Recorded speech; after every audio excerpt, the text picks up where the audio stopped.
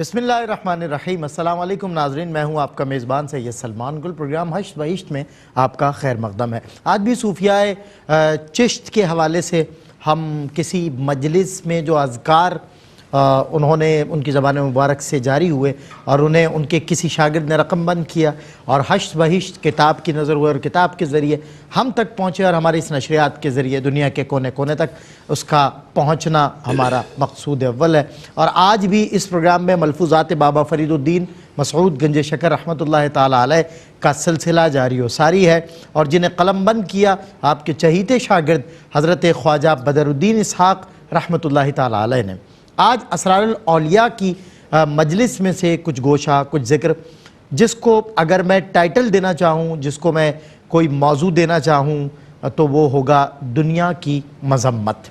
जी हाँ नाज़रीन इकराम, दुनिया की मज़म्मत आज पेश नज़र रहेगा ये मौजू। और दौरान मजलिस जो गुफ्त व शुनीद हुई उसमें से कुछ गोशे इंशाअल्लाह आपकी समातों की नज़र किए जाएंगे।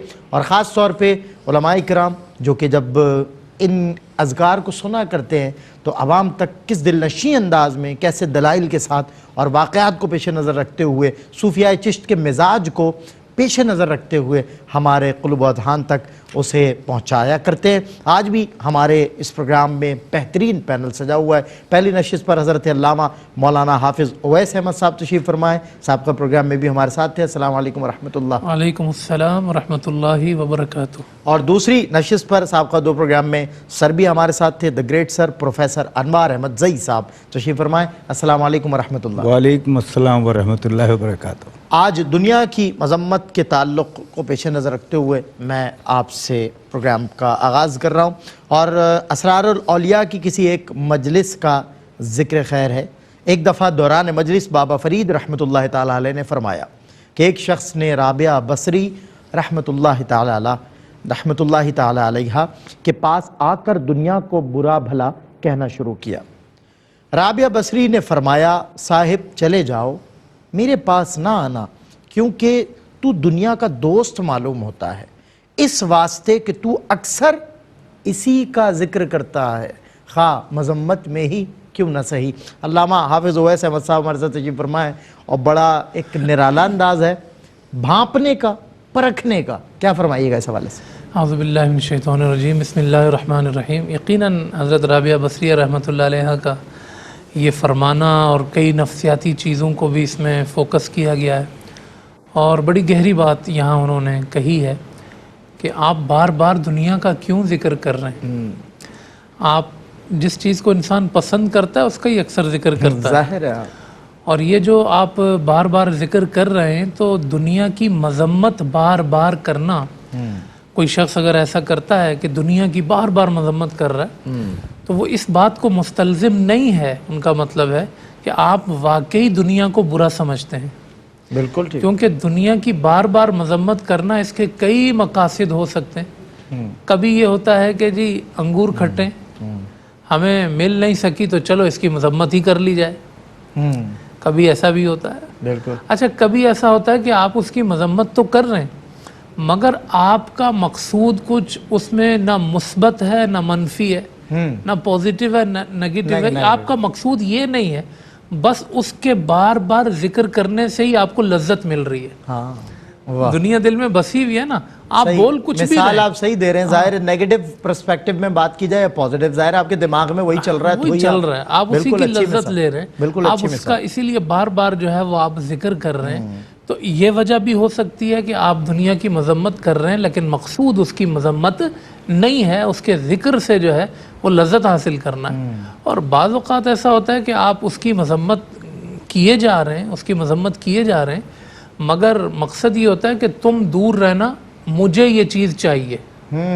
बिल्कुल ऐसा होता है। तुम नहीं पहुंच जाना, मैं पहुंच। ऐसा होता है। बज़ाहिर आप मज़म्मत ही कर रहे हैं। ऐसा होता है। बाज़ औक़ात जैसे किसी शय की मिसाल के तौर पे दस्तरखान पे तमा है तो एक एक से इंसान पूछता है, आप लीजिएगा, आप लीजिएगा, आप लीजिएगा। जी बिल्कुल। मुराद इससे ये है कि वो खुद मुझे चाहिए चाहता। और कभी जैसे इंसान कहता भी है कि मुझे पैसे की बिल्कुल ज़रूरत नहीं है, यानी वो कहना चाह रहा है मुझे पैसा ही चाहिए, सबसे ज़्यादा उसी को ज़रूरत है। सही। बड़ी एक अहम बात हज़रत राबिया बसरी रहमतुल्लाह ने कही कि उन्होंने कहा कि आप क्यों इसका इतना जिक्र कर रहे हैं। भाई अगर आपको इसकी तलब है تو تبھی آپ اس کو جو ہے وہ ذکر کر رہے ہیں. اچھا ان کا مقصود کیا ہے؟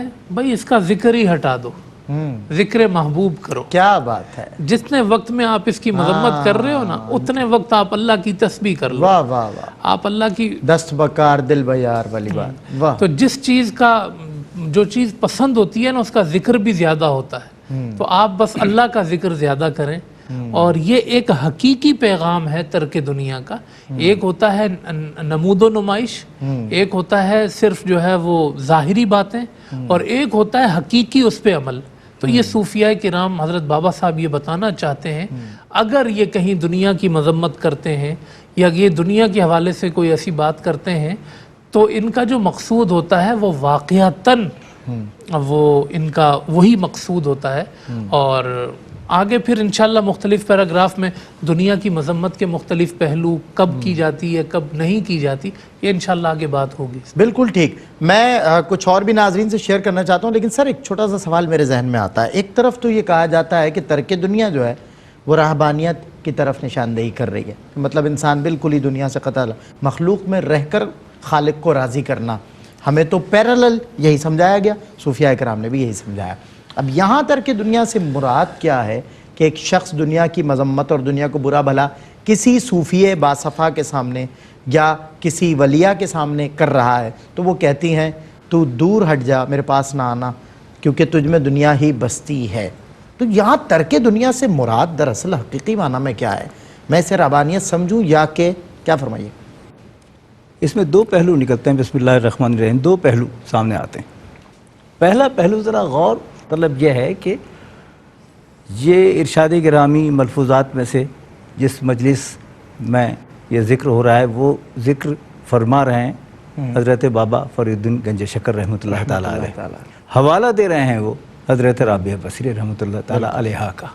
اب یہ ذرا دو چیزیں ہیں. وہ خود بھی اگر اپنے طور پہ ارشاد گرامی فرماتے تو بھی اس کی تاثیر وہی ہوتی، لیکن انہوں نے حوالہ بنایا اپنے سے قبل جنہوں نے ایسا کر لیا، تو اس کا مطلب سند کی صورت میں بھی وہ چیز لا رہے ہیں. بالکل ٹھیک. تو ایک تو بنیادی بات تو ایک یہ ہے. دوسری بات ذرا سا آپ کے اس سوال کے جواب میں کہ یہ ترک دنیا کی طرف ہے یا دنیا کے استعمال کے پہلو کو سامنے رکھ کے احتیاط کی طرف اشارہ کر رہا ہے، یہ دو چیزیں ہیں. ٹھیک. اس میں عرض کروں کہ یہ جتنے ملفوظات یا فرمودات یا ارشادات ہیں، ان کی بنیادی وجہ کیا ہے؟ بنیادی وجہ یہ ہے کہ جو پڑھے، جو سنے، جو سمجھے، جہاں تک یہ پیغام پہنچے اس کی ذات کی تطہیر ہو، ذات کی تطہیر ہو اور معاشرے کی تہذیب ہو. واہ. معاشرے کی تہذیب بھی. تہذیب دیکھیں، اپنی ذات کی تطہیر میں تو یہ بات آ گئی کہ فوری طور پر کہا کہ بھئی یہ دنیا کے بارے میں یہ خیال کیا جا رہا ہے تو ذرا غور کرو کہ دنیا ہے کیا اور کتنا اسے چھوڑنا ہے. یہ تو تطہیر ہوئی نا اپنی طرف سے. بالکل. لیکن تہذیب معاشرے کی یہ ہے کہ معاشرے کی بنت میں جو چیز آ گئی ہے اس کو ٹھیک کرنی. میں یقیناً حضرت تشریف فرما ہے، تہذیب کا جو بنیادی مفہوم ہے وہ یہ ہے کہ آپ سبد گل بنا رہے ہیں، گلدستہ بنا رہے ہیں. ہاں ٹھیک. تو اس میں رنگا رنگ کے پھول آپ لیتے ہیں زیبائش کے لیے، اور اس میں سے آپ کانٹوں کو ہٹا دیتے ہیں، غیر ضروری جو پتے ہیں انہیں ختم کر دیتے ہیں، ضروری پتوں کو لے لیتے ہیں.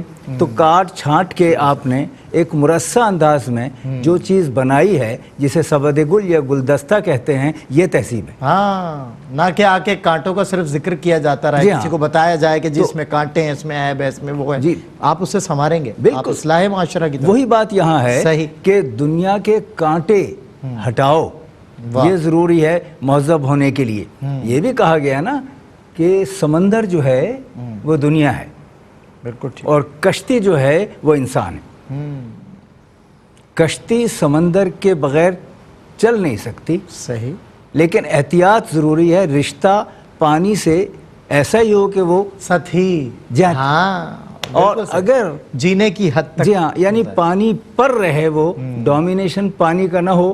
اگر پانی کشتی میں آ گیا، ڈومینیشن اس کا ہو گیا تو تباہی آ گئی. اور اسی طرح دنیا اگر غالب آ گئی تو آخرت تباہ ہو جاتی. یعنی یہ آپ نے کہا کہ یہ تو دنیا میں رہے جی ہاں. پر دنیا اس میں نہ رہے. اس میں نہ رہے. ہاں بالکل مطلب اسی طرح کہ جس انداز سے کشتی. کیا فرمائیے گا آپ؟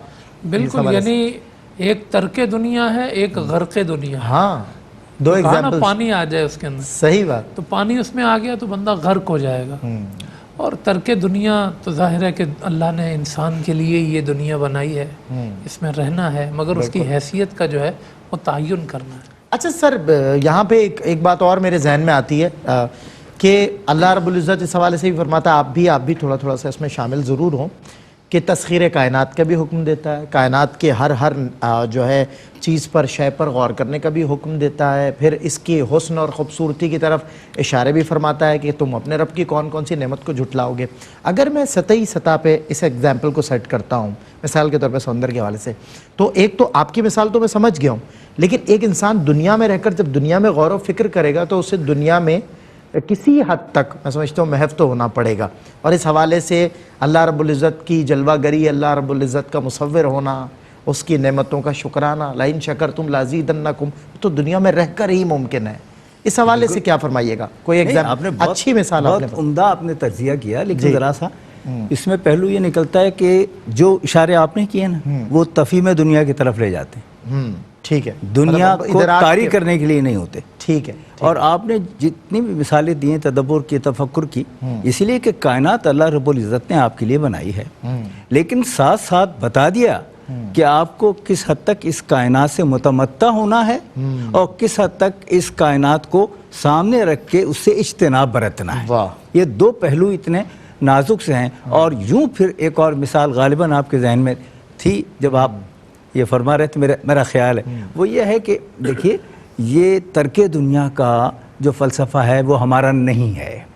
بالکل. یہ رہبانیت جو ہے، میں مذاہب کا نام لینا نہیں چاہتا، لیکن سب جانتے ہیں کہ رہبانیت کہاں ہے اور اس رہبانیت کا منفی اثر کتنا ہے کہ کتابیں لکھی گئی ہیں. جی بالکل. پھر یہ بھی ہے کہ جس کو آپ نروان کہہ رہے ہیں وہ کاملتاً ترک دنیا کے تحت اگر ہے تو اس کا بھی ایک جواز نکلتا ہے اور اس کا جواب نکلتا ہے.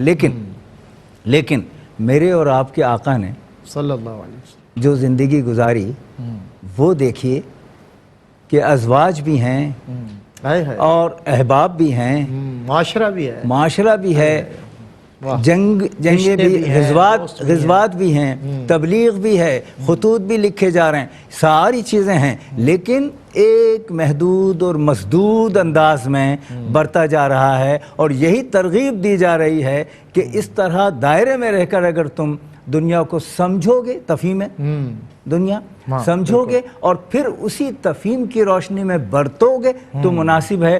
اگر ایسا نہیں کیا تو پھر ترک دنیا کریں آپ یا دنیا کو غالب کر لیں، دونوں طرح سے آپ کا انداز وہ نہیں ہوگا جس کے لیے حکم دیا گیا ہے. بالکل صحیح، کیونکہ تہذیب معاشرہ پیش نظر رہا، اور جب انسان میں تہذیب نہیں، دائرہ تہذیب میں وہ نہیں ہے تو وہ جو چاہے کیا کرے. کیا فرماتے ہیں؟ کسی نے ایک واقعہ ذکر کیا نا کہ کوئی شخص کہیں علاقے میں داخل ہوا تو لوگوں نے پکڑ کے اس کو بادشاہ بنا دیا. کہا بھائی یہ کیا ہوا؟ کہا ہمارے ہاں ہر سال ایک بادشاہ بنتا ہے جو پہلے دن داخل ہوا. آپ سال کے پہلے دن داخل ہوئے تو بولا پھر سال کے بعد کیا ہوتا ہے؟ کہا وہ ایک جنگل ہے، اٹھا کے اس میں پھینک دیتے ہیں. بولا ٹھیک ہے. اس نے یہ کیا کہ سال بھر میں جس جنگل میں اٹھا کے بادشاہ کو پھینکا جاتا ہے وہاں جا کے وہاں اپنے انتظام، آرام اور آسائش کے لیے وہاں کوشش کرتا رہا، درختوں کو کٹواتا رہا، وہاں اپنی آرام گاہ اس نے بنائی. اور ایک سال جو اس نے بادشاہت کا گزارا، اس نے نہ مڑ کے تخت دیکھا، نہ آسائشیں دیکھی، نہ عیاشیوں کی، تھا ایک سال اسی میں. اسی طرح انسان نے کچھ ٹائم دنیا میں رہ کے آخرت کی طرف چلے جانا ہے. تو یہاں آپ کو بادشاہت بھی ملے گی، تخت بھی ملے گا، دولت بھی ملے گی. اسی میں محو ہو گئے تو پھر آگے جہاں آپ کو پھینکا جانا ہے بالکل صحیح، وہاں آپ تنگی میں تنگی میں رہیں گے. اور دیکھیں نا یہی وجہ تھی کہ اسے پھینکا نہ گیا، کیونکہ ظاہر ہے وہ سب یہ سمجھ گئے اور انہوں نے کہا کہ اب تک کے ہمارا ایکسپیریمنٹس یہ ہیں کہ ہم نے جس کو تخت پہ بٹھایا وہ تخت میں، تاج میں اور اس آسائشوں میں محو کر رہ گیا، مگر آپ تھے واحد جو اس سے ہٹ کر چلتے. تو انسان اگر اس کی حیثیت کا تعین کر لے زندگی میں تو اس کے لیے زندگی آسان ہو جاتی ہے. بالکل ٹھیک بات. اور جو اس کو منزل بنا لے اور یہیں ٹھہرنے سے دل لگا لے تو اس کا معاملہ الگ ہو جائے. صحیح بات ہے. وہ کیفیت ہے نا انسان کی، وہ ہجوم میں بھی تنہا، اور جب تنہا ہو تو بھی انجمن آرائی کی کیفیت میں ہو. یہ تب ہے کہ جب اس کا دل بیار ہو. جس انداز سے ہم لوگ ترک دنیا کی بات ہو رہی تھی، دنیا کی مذمت پیش نظر ہے، مجھے جان کا وہ شعر یاد آتا ہے، کتنی وحشت ہے درمیان ہجوم، جس کو دیکھو گیا ہوا ہے کہیں. ایک وقفے کے بعد آپ سے ملاقات ہوتی ہے انشاءاللہ. دنیا کی مذمت آج کے معاشرے کو، آج کے دور کو پیش نظر رکھتے ہوئے، اور بابا فرید الدین مسعود گنج شکر رحمۃ اللہ تعالیٰ علیہ کے ملفوظات سے اکتساب فیض کرتے ہیں. خوش آمدید ناظرین، آپ کا خیر مقدم ہے پروگرام ہشت سے بہشت میں. ملفوظات بابا فرید الدین مسعود گنج شکر رحمۃ اللہ تعالیٰ علیہ، جنہیں رقم بند کیا حضرت خواجہ بدر الدین اسحاق رحمۃ اللہ تعالیٰ علیہ نے. میں اسی میں سے ایک گوشہ آپ سے شیئر کرتے ہوئے علامہ حافظ اویس احمد صاحب سے اسے بطور سوال ان کی طرف بڑھاتا ہوں. ایک مجلس میں حضور بابا صاحب رحمۃ اللہ تعالیٰ علیہ نے فرمایا کہ اصحاب رسول صلی اللہ علیہ وسلم دنیا کے تعیش اور نعمتوں کو دیکھتے تو گھبرا جاتے کہ اللہ تبارک و تعالیٰ ہم سے کہیں ناراض تو نہیں. جی علامہ صاحب، اس حوالے سے کیا فرمائیے گا؟ آپ صلی اللہ علیہ وسلم کی دنیا کے حوالے سے بھی اور آخرت کے حوالے سے بھی تعلیمات، جو آپ کا ویژن ہونا چاہیے، عقیدہ ہونا چاہیے، سوچ ہونی چاہیے، وہ بڑی واضح تھی. اور صحابہ کرام یقیناً ڈائریکٹ حضور علیہ السلام سے اس فیضان کو حاصل کر رہے تھے. انہوں نے آپ صلی اللہ علیہ وسلم کو کئی مرتبہ بارہا یہ کہتے ہوئے سنا تھا. حضور نے فرمایا کہ الدنیا سجن للمؤمن والجنت للکافر، کہ دنیا جو ہے وہ مومن کے لیے قید خانہ ہے اور دنیا جو ہے وہ کافر کے لیے جنت ہے. اب یہ ایک واضح طور پر انہوں نے حضور علیہ السلام سے سن رکھا تھا. نعمت جب انسان کو ملتی ہے یقیناً وہ اللہ کا ایک فضل ہوتا ہے، اللہ پاک کی طرف سے ایک اس پر کرم ہوتا ہے، ایک اس پر انعام ہوتا ہے، اور اس کے شکر کا بھی مطالبہ کیا گیا کہ آپ نعمت پر شکر بھی کریں. مگر ان نعمتوں کے ساتھ ساتھ ان نعمتوں کا مسلسل ان کی طرف آنا وہ انہیں پریشان کرتا تھا کہ اگر یہیں پر ہم اس طرح کی زندگی تعیش والی گزار رہے ہیں تو یہ تو ہمارا قید خانہ تھا. جی یہ جو کافر کے لیے ہونی چاہیے یہ ہمارے لیے کیوں ہے؟ یہ ان کے بلند رتبے، خوف خدا اور دنیا سے جو ان کی دوری ہے، جس کی ہم نے تھوڑی پہلے ڈیفینیشن بھی کی ہے، اس کے مطابق یہ ان کی سوچ آنا لازماً یہ ضروری تھا. یہ ضرور انسان کے ذہن قرب خداوندی کا ایک ذریعہ. ہاں، قرب خداوندی میں آ کے انسان جو ہے وہ یقیناً اس طرح کی سوچ اس بس کے ذہن اللہ میں ہی اللہ ہو جہاں اور کچھ نہ ہو، یہ مال و دولت دنیا، یہ رشتہ و پیوند بتان وہم و گما، لا الہ الا اللہ. اور یہ تو صحابہ کرام کی بات ہے. میں آپ سے سلمان بھائی عرض کروں کہ میرے استاذ محترم علامہ غلام رسول سعیدی رحمۃ اللہ علیہ، شیخ الحدیث و تفسیر، اچھا انہیں جیسے گھڑیاں بہت پسند تھیں اور قیمتی گھڑیاں ان کے بازو پہ ہوتی تھیں، اسی طرح جو وہ تصنیف کرتے تھے تو اس کے لیے جو قلم استعمال کرتے تھے وہ نہایت قیمتی پین، نہایت قیمتی قلم استعمال کرتے تھے. یہ ان کا ایک شوق تھا، ذوق تھا. اچھا ہم نے خود اپنی آنکھوں سے دیکھا، محسوس کیا کہ ایک وقت ایسا آیا ان کی سوچ میں فرق آیا. اب وہ یہ کہا کرتے تھے کہ مجھے اللہ نے اتنا کچھ دے دیا ہے، کہیں اللہ نے مجھے دنیا میں ہی فارغ تو نہیں کر دیا. اللہ اکبر. یہ ان کی سوچ ہم نے خود دیکھی. عمدہ فکر. ہاں اچھا انہوں نے کیا کیا، گھڑیاں تقسیم کر دی، پین تقسیم کر دیے. وہ سب کچھ رکھنا جائز بھی تھا، مگر جب وہ ظاہر ہے ان کا اپنا پیسہ ہے، سب کچھ ہے، مگر وہ جو ایک خوف خداوندی کی جو ایک کیفیت بنی اور وہ جو ایک نعمت کے استعمال کا ایک جو معاملہ ہوا تو یہ ان کی سوچ بن گئی. تو یہ صحابہ کرام رضوان اللہ تعالی علیہ مجمعین بھی یہ سب خوف خدا کی وجہ سے ہوتا تھا.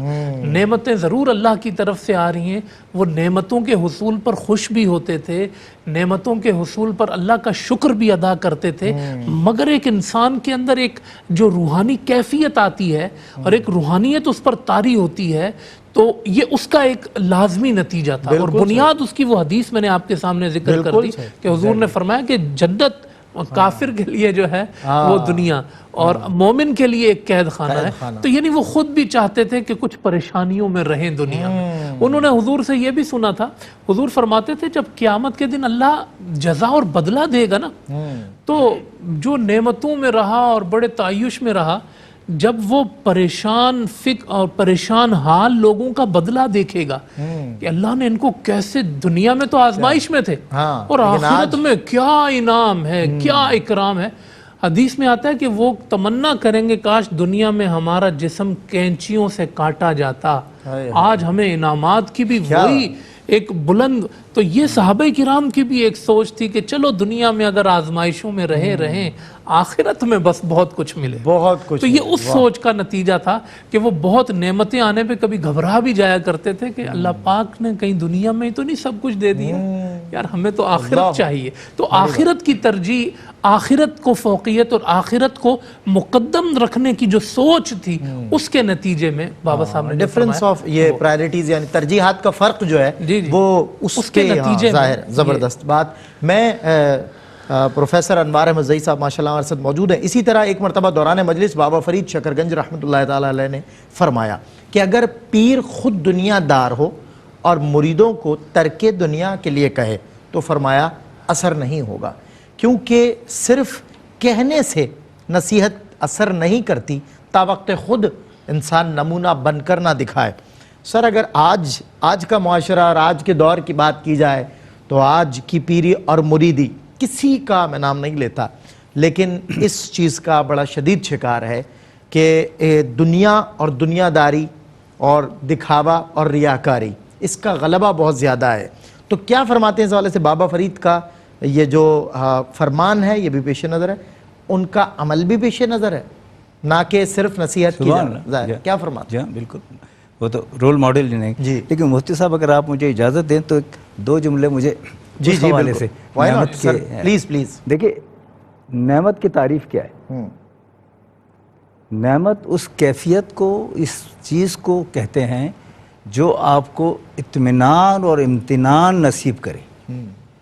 جس چیز سے امتنان، یہ دونوں جہاں مل جائیں وہ چیز تو نعمت ہے، اور اگر ان دونوں میں کہیں رکھنا محسوس ہو تو وہ نعمت نہیں ہوگی، زحمت ہوگی. ہاں تم رئیس تو ہو گئے، دل مطمئن نہیں ہے. دیکھا نا، ورنہ واہ انعمت علیہم جب یہ کہا گیا تو نعمتیں جن کو ملی ان کے لیے کہا گیا نا، اور کیا ویسا جن پر انعام کیا گیا، انعام کیا گیا. تو انعام جن پر کیا گیا، لیکن وہ انعام کون سا؟ جو انہیں اطمینان بخشے، امتنان بخشے، اور وہ آسائش سے مشروط نہیں ہوتا. آسائش کی کیفیت کچھ اور ہے، ہر فرد کی آسائش کا پیمانہ مختلف ہے. وہاں انہوں نے طے کر لیا کہ یہ جو آ رہی ہے نعمتوں کا جو مسلسل سلسلہ چل رہا ہے، کہیں ایسا تو نہیں ہے کہ وہ فقر کی منزل سے دور ہو جائے. بالکل یہ یاد رہے کہ حضور انور صلی اللہ تعالیٰ علیہ وآلہ وسلم کے ہی ارشاد گرامی ہے، اور فقر کی تعریف کرتے وقت جو بات کی ہے، جسے فقر نصیب ہو وہ قابل فخر ہے. اللہ اور کیسی عجیب بات ہے، اس لیے کہ فے سے فاقہ، قاف سے قناعت، رے سے ریاضت. فاقے میں قناعت کر کے ریاضت کرے اور سجدہ ریز ہو، تو وہ فقیر ہے، مانگنے والا فقیر نہیں ہوتا. تو اس لیے وہ اشارہ ہے، فقیر تو سوال نہیں کرتا، سوال ہی نہیں پیدا تو دونوں ہوتا، ہاتھوں سے عطا کرتا ہے. تو اس اعتبار سے وہ نعمت سے وہ والی جو اقبال کا شعر ہے کہ دل کی آزادی شہنشاہی. واہ. دیکھیے جس طرح میں نے عرض کیا نعمت کے مفہوم کی طرف آئیں گے نا تو دل کی آزادی ہے، دل کی آسائش ہے، دل کا اطمینان اور امتنان ہے. تو دل کی آزادی شہنشاہی، شکم سامان موت. دل کی آزادی شہنشاہی، شکم سامان موت. فیصلہ تیرا تیرے ہاتھوں میں ہے، دل یا شکم. کیا کہنے. تو یہ جو چیز ہے، عشق کرتے ہو تو آلودہ شکوہ کیوں ہو، سبحان اللہ، شہد کے لہجے میں تلخی نہیں آیا کیا کہنے. تو اس لیے میں تھوڑی سی بات یہ کرنا چاہ رہا تھا. اور جہاں تک نام و نمود، اور بالکل یہ تو طے ہے، حضور انور صلی اللہ تعالیٰ علیہ وآلہ وسلم کے پاس ایک خاتون آئیں اور اپنے ساتھ بیٹے کو لے کر آئیں اور یہ کہا کہ حضور یہ میٹھا بہت کھاتا ہے، گڑ بہت کھاتا ہے، ذرا آپ تاکید نصیحت فرما دیجیے. تو آپ نے کہا کہ پھر آئیے گا یا کل آئیے گا. وہ جب پھر گئیں تو حضور نے دست شفقت اس کے سر پر رکھتے ہوئے کہا کہ بیٹا کم کھاتے ہیں، میٹھا جتنی ضرورت ہو. تو ضعیفہ نے پوچھا اس کی امی نے کہ یہ تو بات کل بھی کر فرما سکتے تھے آپ. کہنے لگے نہیں، میں نے اس وقت گڑ کھا رکھا تھا۔ اب یہ جو احتیاط ہے وہ کتنی بڑی ہے، یہاں آ کر اس پر صادق آتی ہے کہ آج کے عہد میں لوگوں نے اسے بھی ایک انداز اختیار کر لیا ہے کہ ہم اس مرتبے پر ہیں، وہ ہوں یا نہ ہوں۔ ہاں بالکل دیکھیے صحیح۔ اپنے عمل سے، اور کشف و محجوب میں بہت واضح انداز میں ان دونوں کا فرق بتا دیا ہے کہ اصل میں جو شیخ ہے یا پیر ہے اس کے اوصاف کیا ہیں، اور یہی وجہ ہے کہ حضرت بابا کا اپنا انداز ہی اگر کوئی دیکھ لے تو یہ انداز ہے کہ آپ ایک سرداری بھی کر رہے ہیں اور فقیری بھی کر رہے ہیں، دونوں ساتھ ساتھ آ رہے ہیں۔ یہ جب آ جائے تو پھر پیر پیر ہوتا ہے، پیر بڑا ہے نا، بڑا پیر پیر ہوتا ہے، وہ خرد نہیں بنتا۔ لیکن جو خرد پیر بننا چاہے وہ واضح طور پر خرد نظر آتا ہے، پیر نظر نہیں آتا۔ بالکل صحیح، اور یقیناً یہ ایک تلخ حقیقت ہے آج کے معاشرے کی۔ بہت کم ایسی خانقاہیں ہیں، ایسا نہیں ہے کہ ختم ہوئی، ایسی خانقاہیں ہیں ہماری نظر سے بھی گزری ہیں کہ جہاں ہمیں فقر بھی نظر آتا ہے، وہی فقر جس کی وضاحت ابھی سر فرما رہے تھے، جس میں فے، قاف اور رے کی مطلب ریاضت، فے سے فاقہ اور قاف سے قناعت ہمیں نظر آتی ہے، بالکل نظر آتی ہے۔ ہمارا پیش نظر یہی رہے کہ اللہ اور اس کے رسول کا جو بتایا ہوا راستہ ہے وہی ہمارا راستہ ہے۔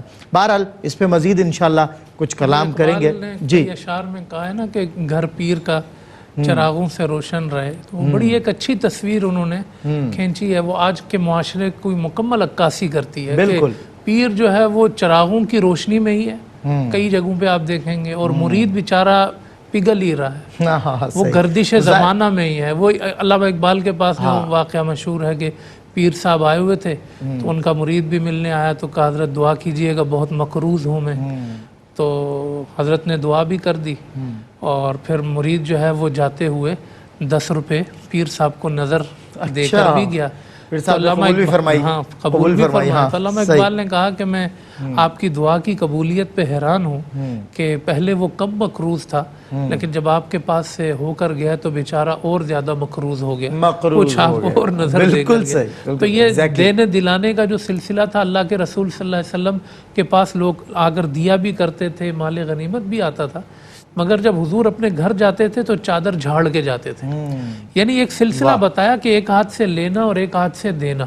تو اب آج یہ ہو گیا ہے کہ لینا جاری ہے اور دینا بند ہو گیا۔ بالکل صحیح۔ اور پھر آپ لوگوں کے سامنے فقر کی بات بھی کریں، تصوف کی بات بھی کریں، اور دونوں ہاتھوں سے وہی بابا صاحب نے کہا کہ جو مریدوں سے کہہ رہے ہو وہ کر کے بھی دکھاؤ، کر کے بھی دکھاؤ۔ صحیح بات ہے۔ اقبال کی تو فکر یہی ہے، علامہ صاحب as you told us before, کہ نگاہ فقر میں شان سکندری کیا ہے، خراج کی جو گدا ہو وہ قیصری کیا ہے، بتوں سے تجھ کو امیدیں خدا سے نہ امیدی، مجھے بتا تو صحیح اور کافری کیا ہے۔ ایک وقفے کے بعد ہوتی ہے آپ سے پھر ملاقات۔ خوش آمدید ناظرین، آپ کا خیر مقدم ہے۔ پروگرام عشت بہشت اسرار الاولیاء کے کسی ایک مجلس کے چند گوشے لے کر آج ہم آپ کی خدمت میں حاضر ہوئے ہیں، اور چند ذکر کیے جا چکے، اور ایک دو گوشے میں علماء کرام کی نظر کر رہا ہوں، انشاءاللہ ان کے ذریعے آپ کے قلوب تک منتقل ہوں گے۔ دنیا کی مذمت کیوں کی جاتی ہے؟ ظاہر ہے اب ایک سوال آپ لوگوں کے ذہن میں بھی آ رہا ہوگا، اس طرح میرے ذہن میں آ رہا تھا، اس سے ریلیٹڈ بہت سارے سوالات میں نے کیے، اور ماشاءاللہ بڑی حاضر جوابی سے صاحبان علم و فن نے مجھے مطمئن کیا۔ دنیا کی مذمت کیوں کی جاتی ہے؟ اس کا بنیادی سبب تو بتائیں۔ بسم اللہ الرحمن الرحیم۔ دنیا کی مذمت اس لیے کی جاتی ہے کہ دنیا کے اوصاف کی وجہ سے۔ اچھا، مثال کے طور پر دنیا کے جتنے بھی آپ اوصاف دیکھیں گے وہ اس کو مقابل کے اعتبار سے اگر پرکھا جائے گا اور دیکھا جائے گا کہ ایک تو یہ ہے کہ دنیا ختم ہو جانے والی ہے، ٹھیک ہے، دنیا فنا ہو جانے والی ہے، دنیا جو ہے وہ عارضی ہے، ہمیشہ رہنے کی جگہ نہیں ہے۔ جب آپ اس کو مقابل لے جائیں گے ہمیشہ رہنے والی جگہ پہ، تو اس کے مقابل آ کر پھر یہ ترجیح والی چیز نہیں رہے گی، یہ کم تر ایک چیز رہ جائے گی، مطلب اس کے مقابلے میں ہے چھوٹی، جی اس کے ہاں، یہ اس اعتبار سے مذمت کی جاتی ہے۔ مثال کے طور پہ آپ کے پاس ایک چیز ہے اور میں آپ کو وہ چیز دے کر کہتا ہوں کہ اس کی لائف ٹائم گارنٹی ہے، اور ایک چیز میں آپ کو دیتا ہوں، میں کہتا ہوں سلمان اس کی کوئی گارنٹی نہیں ہے. تو ان دو چیزوں میں سے جب آپ جس کی کوئی گارنٹی نہیں ہے نا، ہاں وہ ظاہر ہے آپ نہیں اس لیں کو گے. جب آپ دیکھیں گے تو آپ اس کے مقابل لا کر لائف ٹائم والی اپرچونٹی ظاہر ہے، آپ 10,000 زیادہ دیں گے. ہاں پھر آپ اس کی مذمت ہی کر رہے ہوں گے کہ یار یہ ٹھیک نہیں ہے، یہ صحیح نہیں ہے، خراب ہو جائے گی. ہاں یہ اس اعتبار سے ہوتا ہے کہ اس کے جو اوصاف ہیں وہ اس طرح کے ہیں کہ یہ ختم. اچھا دنیا پھر میں اگر اس کو تھوڑا سا خلاصے کی طرف لے جاؤں تو جتنی بھی دنیا کی مذمت کی جاتی ہے اس کا یہی سبب ہوتا ہے کہ جب وہ آخرت کے مقابلے میں آ جائے.